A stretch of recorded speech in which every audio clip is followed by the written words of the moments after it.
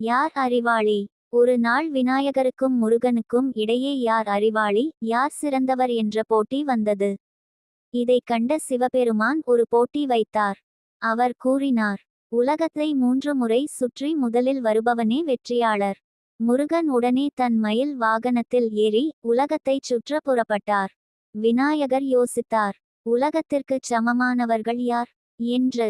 அவர் உடனே சிவபெருமானையும் பார்வதி தேவியையும் சுற்றி வந்து, எனக்கு உலகமே நீங்கள்தான் என்றார். இதைக் கண்ட சிவபெருமான் மகிழ்ந்து, உண்மையான அறிவு இதுதான் என்று விநாயகரை பாராட்டினார். முருகன் உலகை சிறிது நேரத்தில் சுற்றி விட்டு வந்தார். அதனால் விநாயகர் ஞானத்தின் கடவுள் என்றும் முருகன் வீரத்தின் கடவுள் என்றும் அழைக்கப்படுகிறார்கள். இந்த கதையிலிருந்து நாம் கற்றுக்கொள்வது, வேகம் விட விவேகமே சிறந்தது. குழந்தைகளே, நீங்களும் எல்லா விஷயங்களிலும் விவேகமாக இருக்க கற்றுக்கொள்ளுங்கள். இது போன்ற நல்ல கதைகளுக்கு திருமண மலர்கள் சேனலை சப்ஸ்கிரைப் செய்து கொள்ளுங்கள். நன்றி.